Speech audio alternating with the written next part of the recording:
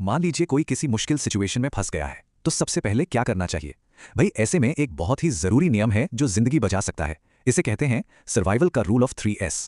तो इस रूल में सबसे पहली और सबसे जरूरी चीज ऑक्सीजन। हमारा शरीर और दिमाग भाई इसके बिना तो चल ही नहीं सकता। सोचिए, बिना ऑक्सीजन के एक इंसान औसतन सिर्फ सिर्फ 3 मिनट तक ही जिंदा रह सकता है। ऑक्सीजन के बाद जो चीज आती है वो है शेल्टर, यानी पनाह।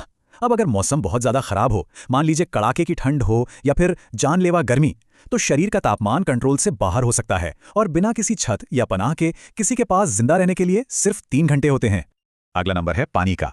हम सब जानते हैं कि हमारे शरीर के हर काम के लिए पानी कितना जरूरी है ना।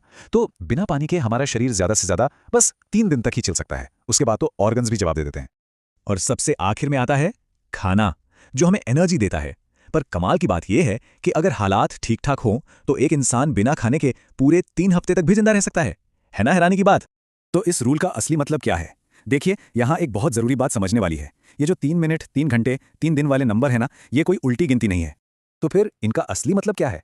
असल में ये रूल है प्राथमिकताएं तय करने के लिए। मतलब ये हमें सिखाता है कि किसी मुश्किल में सबसे पहले किस चीज पर ध्यान देना है। इसे इसे ऐसे समझते हैं, खाना ढूंढने से पहले पानी ढूंढो और पानी ढूंढने से भी पहले एक शेल्टर ढूंढो। मतलब साफ है, अगर मौसम खराब है तो पहले सिर छुपाने की जगह देखो, फिर पानी और फिर खाना।